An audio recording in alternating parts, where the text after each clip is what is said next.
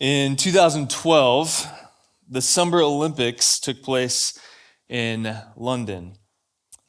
And legendary Duke University basketball coach, Coach Krzyzewski, or Coach K, as he's known, led the men's basketball team, which included the late Kobe Bryant, LeBron James, and others, to win the gold medal that year in London.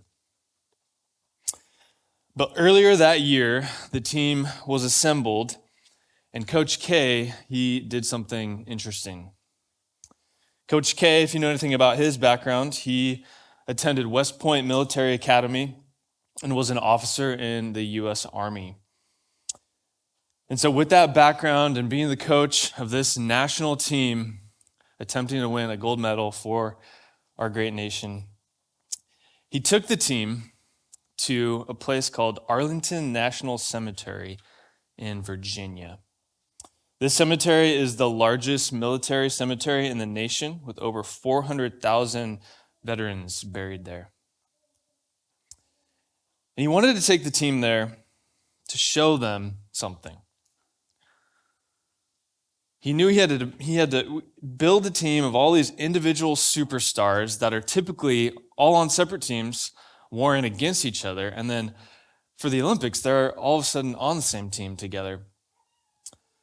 And he knew he needed to give them a goal, a bullseye, something that transcended their little NBA team, something that was higher than themselves or their own notoriety.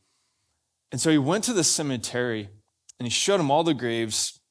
He said, hey, when you put on this jersey that says USA, you're not representing yourself. You're not representing your NBA team. You're representing this country.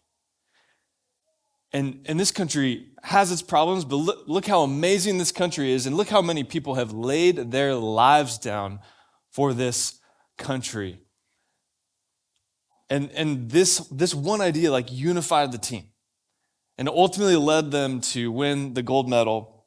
And players still to this day talk about Coach K taking them to the cemetery and saying, when you put on this jersey, this is a motivator for you so much higher than just yourself or just one individual team.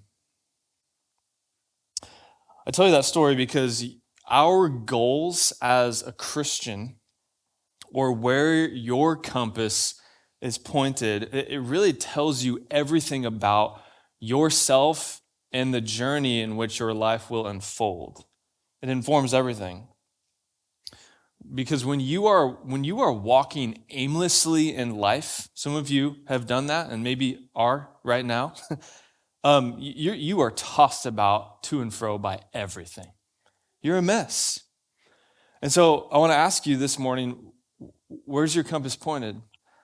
What's your motivation that transcends yourself as a Christian, as a member of a church? Because if your motivation, your goal, if they're right, then everything else in your life seems to fall in place. It does. I mean, many of you I know are students, and whether this is you or you met someone who's just they're in their third or fourth year and it's still an undeclared major and they're just taking classes, and you're like, what are you doing? You are making a sizable donation to Oregon State University and you don't know what you're doing. Just, dear God, pick a major, just get something. Don't just do exploratory studies. Dude, you got to pick something that'll get you a job, right? Without a goal, you're just aimlessly walking, going nowhere. Or gosh, some of you who have tried the whole dating thing, and you're in the dating thing, and maybe the guy has no vision for marriage, or no, it's not even, you're not even able to get married anytime soon, and they're just oh, we're just kind of dating for fun, and hey ladies, if that's you, run, get out of there, get out of that relationship. No vision, no goal. The compass is spinning all over. You're aimlessly walking. So just a couple fun examples for us. So in 1 Corinthians chapter 9, Paul continues his exhortation towards the Corinthian church. If you remember, 2 weeks ago, we were in chapter 8, and Paul emphasized that Christians should be willing, out of their own love, they should be willing to lay down their own Christian liberty, their own rights, for the sake of other brothers and sisters in the church. Because he talks about how, even us exercising our liberty could make someone stumble. And that should that should make us care for our brothers and sisters. And so in chapter 9, he kind of continues on in this same topic, but he doubles down. He takes it one step further. He says that Christians should also be willing to lay down their rights and their liberties for the sake of the lost. Not just other Christians, but for the unbelieving world. Because true love knowingly limits its freedom so that others could be saved, so others could be in this family. The whole point of chapter 9 is this. It's going to be on the screen. You can sacrifice your rights for people when you have the right motivation. That's it. It's as put simply as I could have. We have the power to do this. And this is insane. To lay down not just your luxuries, but your rights for people who might even hate you, who hate the church, who don't know Jesus. Yes, you can lay down your rights when our compass is pointed in the right direction, when we're living for something that transcends our lives, something bigger than ourselves, something that has moved us so much that I would say, I'll lay down my life for you, even though you don't know Jesus. And so conversely, we will never have the power. As hard as we may try, we will never have the power to lay down our life for others who don't know Jesus if we have no goal. If we have nothing that motivates us that transcends ourselves. And so let's dive into Paul's argument in chapter 9. Paul, like any good leader who cares for the church, he gives an example of his own life. Like, hey, I'm not just telling you guys to lay down your rights for the sake of others. I'm also doing this. And let me show you how I've done it in my own life. And so verses 1 through 14 is basically him going through this pretty robust argument, telling the Corinthians, this is how I've done this, and how really this is a big deal. I have the ability to claim rights, and I have relinquished those. And so it starts in verse 1. He says this, am I not free? Am I not an apostle, guys? Have I not seen Jesus our Lord? Are not you my workmanship in the Lord? If to others I am not an apostle, at least I am to you, for you are the seal of my apostleship in the Lord. So what's he talking about as he starts off here? He's about to dive into this argument where he's saying, hey, I have some credentials, guys. And I kind of I deserve in some way to be compensated by the church, to be paid by you guys, to do the work and to lead the church in this way. But I'm going to lay down those rights for the sake of others. So that's his own personal example. And he starts off by kind of, I think I would say in a very humble way, kind of telling guys, I'm him. I know not everyone views me as one of the 12 apostles, but I've seen the risen Christ and he has personally commissioned me, which typically those two things make you an apostle. So that's why in verse 2, he's like, I know other people throw shade at me, but at least to you guys, I'm an apostle. So I've seen the risen Christ and he has personally commissioned me. Have any of you seen the risen Christ, or have any of you had Jesus personally commission your life? I don't think so. I love you, but I don't think so. And so, I have some rights. He's trying to give an example. He's not trying to be mean. If anyone has rights to get paid, it's me, is basically what he's saying. I'm actually not going to read verses 3 through 14. When you get home, you should read them. They're good. It's just this very long, robust list of basically Paul building out this argument of why pretty much everyone with a pulse would say, yeah, you have some rights as a minister of the gospel to be paid by the church. And I'm actually going to read verse 12 to kind of highlight that little section, because I think it's good. Verse 12, he says this, if others share this rightful claim on you, do not we even more? Nevertheless, we have not made use of this right, but we endure anything rather than put an obstacle in the way of the gospel of Christ. It's kind of a summary statement of so much of his motivation and his heart that he's about to dive into in the rest of this passage. He's saying, man, no obstacle to Jesus. If I can remove any barrier from people seeing Jesus, I'm going to remove it. I'm going to lay down my rights. So it's for the sake of the lost. It's for people who don't even know Jesus. And so this example is a pretty stark example when you really think about it. Because you know someone is really being sacrificial and they're being really motivated by love when what? They deny money. When they work for free. You don't see that very often. Some of you are like, bro, I got an unpaid internship this summer. I know. This sucks. I'm getting some good experience though. When you work for free, when you deny money, especially when you know you could easily claim it, there's something internally being motivated there. There's something that has moved you. There is something that transcends your own selfish desires. Paul is like a wonderful example for us in this. So he's denying money. He's working for free. And he's put on kind of this rhetorical explanation of, guys, I deserve to be paid, but out of my love for others, I'm not going to. I'm going to lay that down.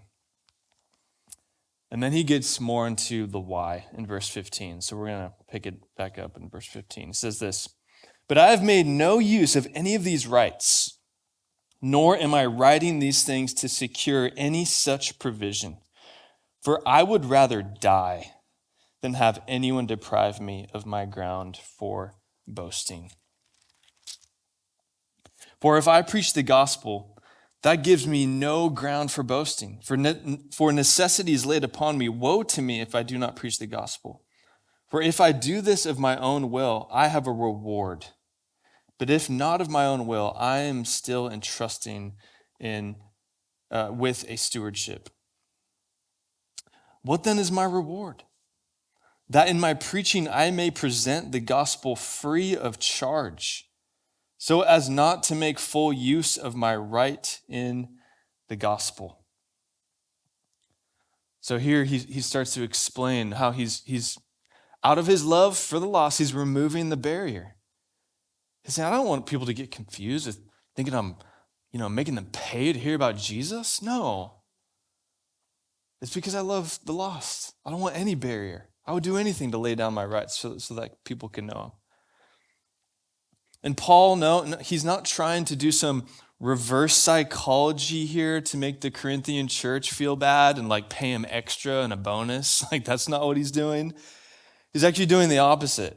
He's trying to make a point. And I love how he says, man, even with no reward, he's still responsible to steward his giftings for God. Even with no compensation, there's still a responsibility. He has a motivation that is really motivated by the fear of God, not by the fear of man, not by just what he needs or his selfish desires. And then verse 19, this is probably the passage that you guys are most familiar with. He says this, for though I am free from all, I have made myself a servant to all, that I might win more of them. To the Jews I became as a Jew, in order to win the Jews. To those under the law, I became as one under the law, though not being myself under the law, that I might win those under the law. To those outside the law, I became as one outside the law, not being outside the law of God, but under the law of Christ, that I might win those outside the law. To the weak, I became weak, that I might win the weak. I have become all things to all people, that by all means I might save some. That I might save some, that Christ would save them, that somehow he would use me, that he would use us. Just be a part of it. I'll do anything. There's nothing better. And I love how he says, man, to the weak, I'll become weak. I mean, gosh, who's the weak in our society? On the fringes of society, the outcasts, I'll associate with them. I'll be seen with them in order that I might save some. Sign me up for that. I'm down. Some of you guys remember Jerome Leonard. He was a part of our church for a couple of years, and I always remember talking to Jerome.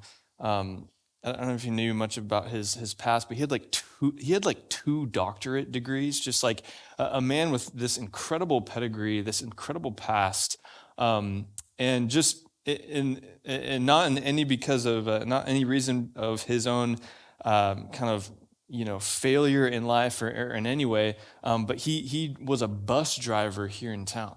That was his job, and his wife worked for the university, had a lovely family. Led his family really well, provided for them. That was just kind of the season of life they were in. But he was a bus driver of middle school and high school students here in town. And that man had 2 doctorate degrees. And I remember talking to him, being like, sometimes when like a little middle schooler flips me off, I'm like, okay, well, I could not be doing this, But it just stuck with me. I think that's kind of mirrors some of Paul's example here. Being all things to all people, that's kind of probably the most famous verse in this entire section. I think something to be said there is that doesn't mean that you are so cool that you're just able to blend into every social group and be liked. There's maybe a little bit of that. God might use your gifting and your winsomeness, and that's great. But don't make this about you. It's not because you're so awesome. You're just able to adapt and everyone loves you. No, oftentimes being all things to all people means it is a dying to yourself. It is, I don't want to be associated with this group of people. This actually hurts my identity because I get my identity from who I associate myself with. And I don't like this group of people.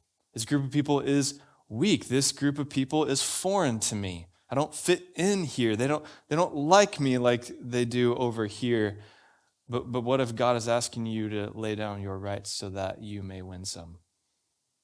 That he might move through you to win some.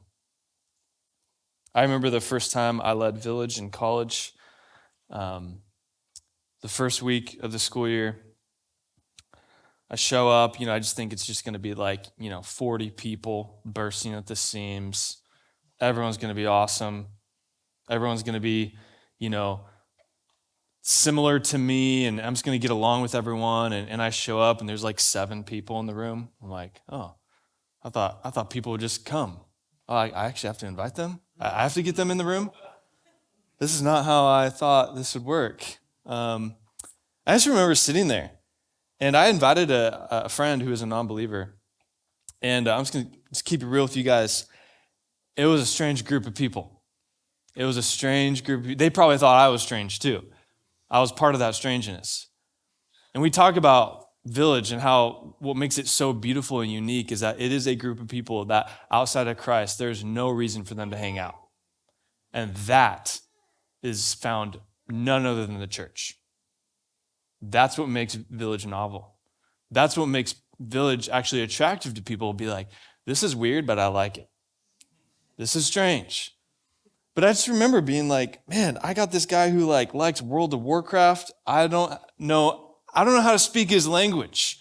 I'm like trying to talk to him. And I'm like, dude, you think I'm an idiot. And then this other guy who's into this other thing that I have no idea about. He's from this certain area that I don't know anything about. And I'm just struggling, but I'm like, God, use me. Like, okay. I will look like a fool. I will learn new things. I will be seen with maybe a group of people that, my friend, I remember he left that village and he was like, so not a believer. He was like mad. He was like, dude, why did you invite me to that thing? That was weird. Like, I'm not coming back. He didn't come back. And I'm like, God, what's the deal with this? And sometimes it's like that, right? With Village. But I'm like, okay, you think I'm a loser? That's fine. I guess we won't be friends. If you want to hang out, I'll hang out with you. But it was like something had to die in me. Something had to die in me, guys. And it's because I found my value and identity with the people who I associated with. And God said, Colin, that needs to die. That needs to die in you. Look like a fool. Look out of place. Look not cool. Whatever it is, for my sake, so that I might save some. Okay, I'm in. I love it. So being all things to all people, it's an openness. It's a willing to die. It's a willingness to be empathetic towards other people from different backgrounds that might look different than you. This is what an example of how God transforms us in mission. He transforms you in mission. He says, yes, in order to reach this group of people, in order for my name to be known among them, it means you're going to be transformed by dying. Isn't it beautiful? It's painful, but it's beautiful. Some examples made of this, because I really want us to have an accurate picture of what this might look like. Sometimes in our church, we see ministry homes pop up. And what I love about ministry homes is oftentimes there's some older ladies and men in the home that they're inviting sophomores and freshmen into the home. And you're like, dude, you probably could be living with the boys. You could be living with the girls, all your favorite people. And there's no shame in that also. But you're like, oh, you're laying your life down to open up your life for maybe someone younger, to disciple them, to let them into your life. Or some people in our community, they've been live-in advisors in fraternities and sororities. Gosh, I can't think, especially if you're married, a higher call to sacrifice your life to be incarnational into the party scene, to plant yourself in the inside and to die to maybe your preferences. I love, if you guys know, our friends Cole Rommel and Josh Armentano, they're coaches here in town, coaching little kids, trying to disciple them because maybe their fathers aren't, or they're stepping into the fray because they're saying, I'm not going to let some deadbeat be the coach here. I'm going to step in. I don't want to do this. I don't want to hang out with little kids who have tantrums. But they're laying their life down for the week to become all things to all people. I love, some of our staff who go on campus. Some of our staff are almost all of them are dads. They got families and they're hanging out with freshmen. Some of you guys, they're being all things to all people. Why? So that they might win some. So maybe for you to think about what people group are you going to die to? Who may God be sending you to? And then Paul helps us see this motivation, this goal for Christians, and how noble it really is. He says in verse 23, I do it all for the sake of the gospel, that I might share with them in its blessing. For the sake of the gospel, that I might share in the joy, the blessing of the gospel. Just last week, sitting over here just crying, listening to Jack and Zach pray and speak over Cooper and Aiden and Anthony with Alex and Zach and Jack and Anthony. They're sharing in the blessing, the joy of the gospel in Alex, Aiden, and Cooper stories. That's the picture. For the sake of the gospel, sharing in the joy. There's nothing better. We're going to come back to that verse at the end. But then Paul ends with, I think, a really good illustration. A really good illustration. You athletes will enjoy this. Corinth, just a little bit of background, was actually known to host games similar to the Olympics. And so it's almost like maybe what like Eugene is, to the track scene. Like they just knew, like it was part of their DNA and their culture. And so having that in the background, Paul has this excellent illustration. He says this in verse 24. Do you not know that in a race all the runners run, but only one receives the prize? So run that you may obtain it. So that you may obtain it. Every athlete exercises self-control in all things. They do it to receive a perishable wreath, but we an imperishable. So I do not run aimlessly. I do not box as one beating the air, but I discipline my body and keep it under control, lest after preaching to others, I myself should be disqualified. Have you ever been around like a D1 athlete? In college, in my senior year, one of my best friends in college and one of my roommates, he was a D1 basketball player, 6'9", center for the Vandals where I went to school. And like watching him live his life like affected me. Like this man, he like ate perfectly. Like I remember for snacks, he would have spinach, raspberries, and a lemon squeezed on top. I'm like, what in the world, dude? I'm still eating Hot Pockets. What's going on, dude? Like, this is different. You're different. I'm just like observing. He's discipling me. The funny thing is I led him to Christ, but then he was like discipling me in so many ways. This man, he like slept perfectly. Went to bed at like 10 a.m. I'm at like 2 a.m. I'm like, what am I doing, dude? I'm a loser. His life was different. He disciplined his body. This man ate so much protein. His name was Joe. We called him Joe-teen. Like he, in my phone, still to this day, his contact is Joe-teen. That's all. Joe-teen. I love Joe-teen. He helped me a lot. And the point that Paul is trying to make is, hey, all these athletes, they discipline their body. Like they will do radical things. Radical things. They lay their lives down for what? A perishable wreath. Like the old school, like Olympics, they'd have like the wreaths made out of like greenery. Like have you ever hung like flowers or like any sort of greenery? Like it dries up after a week. It's perishable. It just like withers in the wind.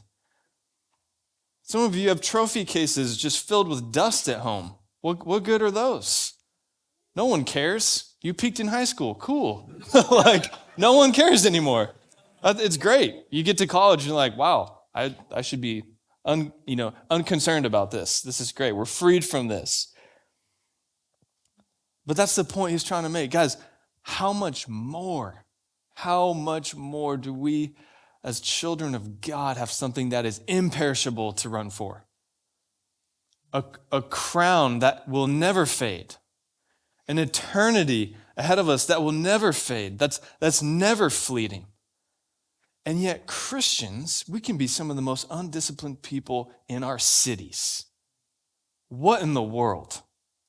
What in the world, church? We could learn a thing or two from athletes, couldn't we? Gosh.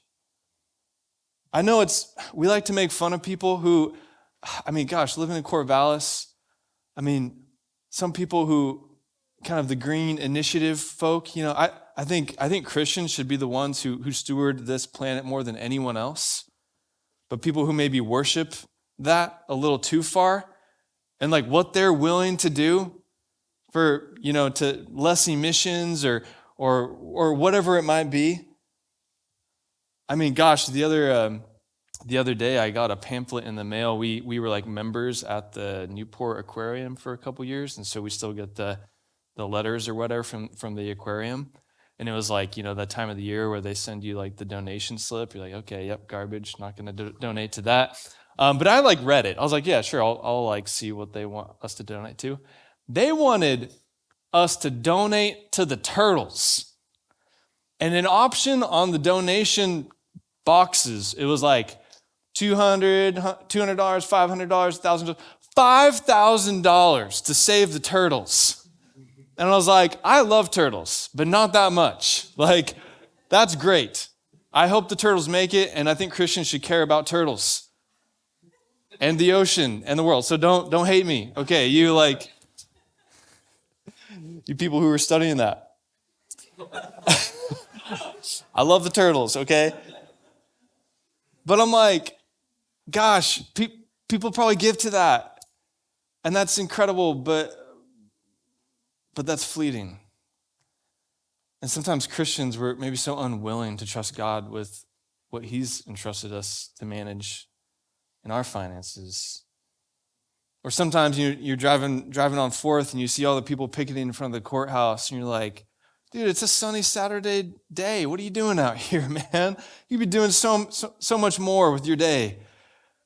They're like getting sunburnt in the sun, holding up signs, out there for hours, yelling at people.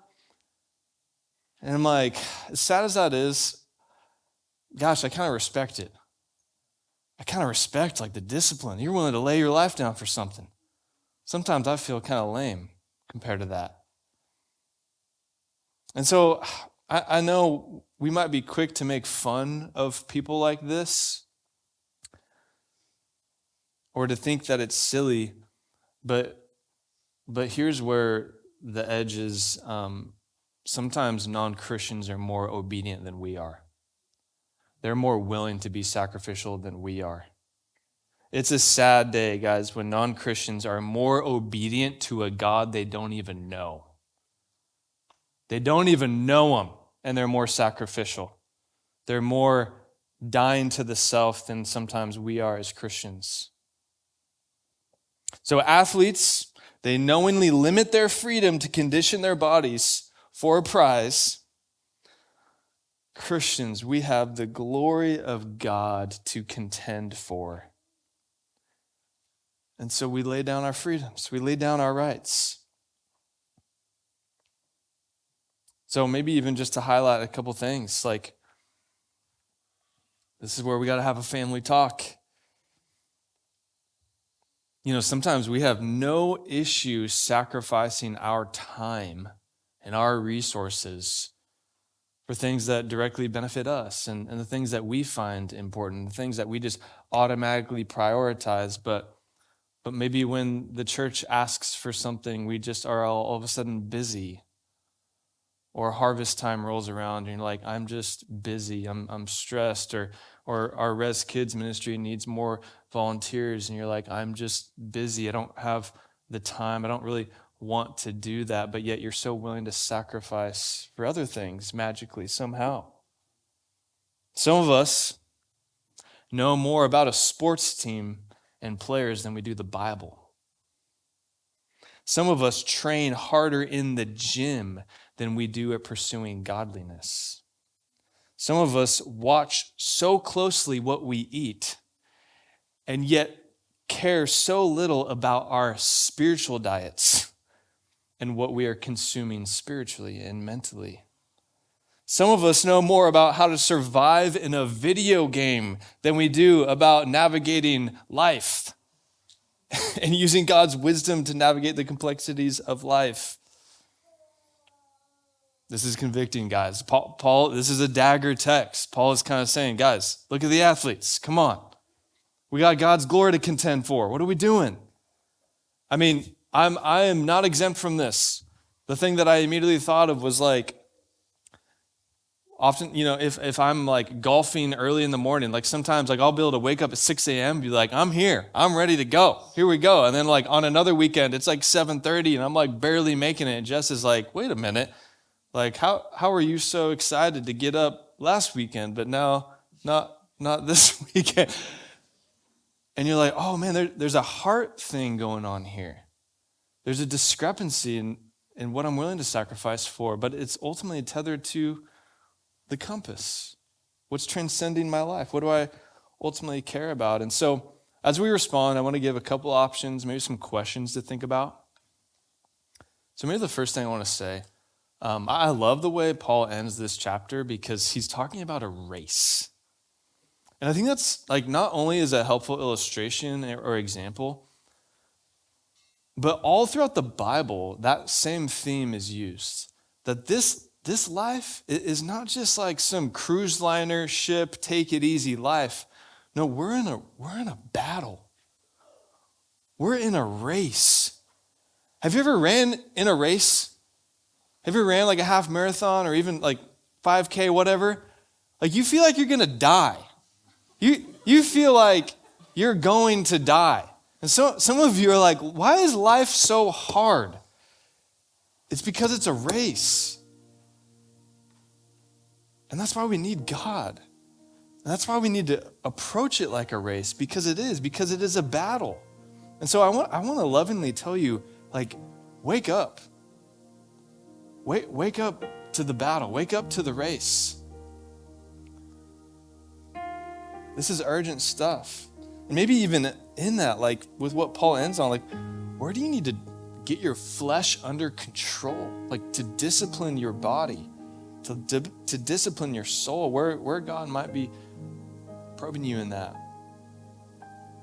What right could God be asking you to give up for others? And not just your brothers and sisters, but maybe a neighbor, maybe a classmate, maybe a roommate, maybe a people group in town that God, you already know God has been working in your heart already to be like, yeah, I want you to die for those people because I died for you. And I want to work through you as you die and lay your life down for them. In what ways is God calling you to become all things to all people? Maybe there's someone around you right now, you're like, this person is so hard for me to be around. But what if God is saying, what if you lowered yourself to become weak as they're weak? To relate to them, to get down on their level. What if you died to your identity idol to just be associated with cool people? And what if you associated yourself with them? And what if through that God saved them? Maybe what obstacles have you put up that are barriers to the gospel? Maybe you're just sheltered. Maybe you only know Christians. All the friends you have are Christians. That's a barrier. Or maybe you're only known for what you're against. You're just a hater. That's a barrier to the gospel. So, church, what is our motivation? What is our goal? What is our true north that our compass stays at, that transcends ourselves? So this is kind of a tricky text because you could so easily read this and say, okay, great. As long as I run a race hard and do these things, I'll get a crown at the end. And I'll hear God tell me, well done, a good and faithful servant. Okay, ready, set, go. And to some extent, that's true. To some extent. The only problem with that is that that's not the gospel. Because under that interpretation, and only that interpretation, that is simply a works-based religion. And some of us like that. It's easier to understand, is it not? It makes sense. Grace and unconditional love does not make sense in our heads. And so if I left you just with this message, gosh, I would just be leaving chains on you as you walk out these doors, and that is not my intent. Because that message is basically a try harder Christianity. And I don't want to leave you with that. And I mean, that in some ways, that's how you know. Like if someone asks you are a Christian, you say, well, I'm trying to be. That like tells them that you're not.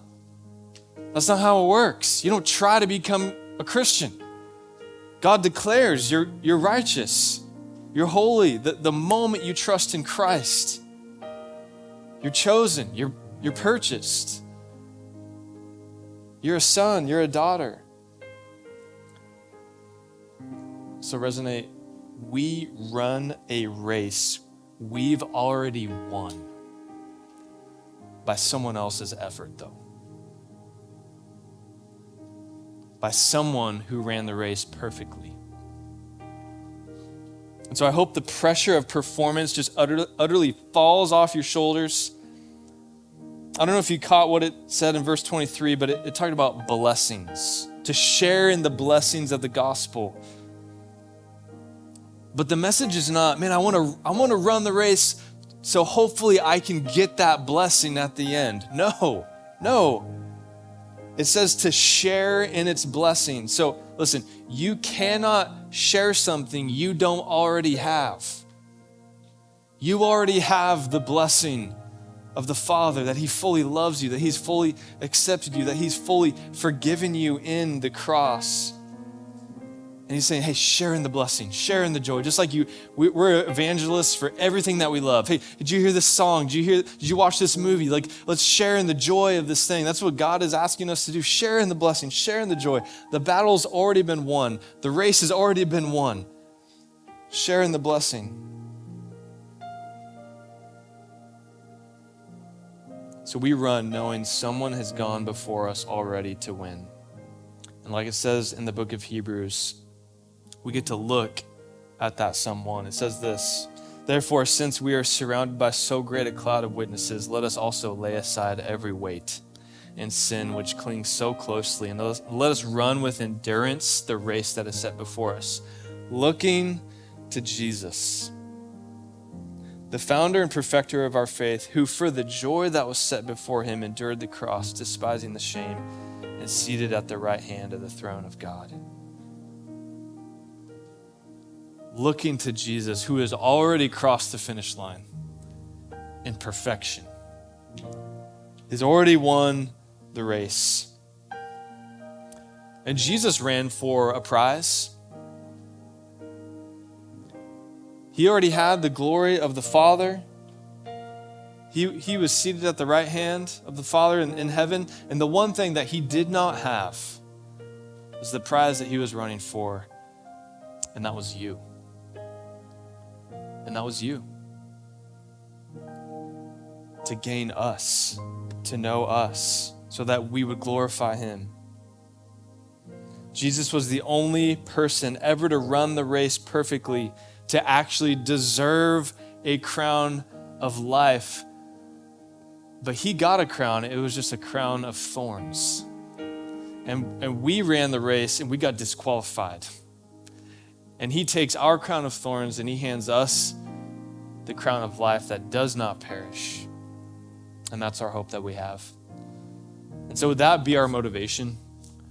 Would that be something that transcends ourselves to say that, man, I can lay my life down for those around me because Christ ultimately did for me? Let's pray. Father, would we be challenged by this text in a way that brings conviction, that brings repentance, but ultimately that would bring us to you. Show us the areas in our lives that we're so willing to sacrifice for certain things, but then other things we're not. Show us the discrepancies in our life. But ultimately, God, would you affect our hearts? Because we need something bigger than ourselves. Because left to ourselves, we're not going to make it very far. We need true power that is supernatural, and we're only going to get that by looking to the author and perfecter of our faith, which is Christ, who ran the race perfectly, who ran so he could purchase us by his blood. God, I pray for Corvallis and Oregon State University that you would use our church so that you might win some. Because we said, we'll become all things to all people. And we'll willingly lay our rights down to share in the blessing of the gospel with others. I pray this in Jesus' name.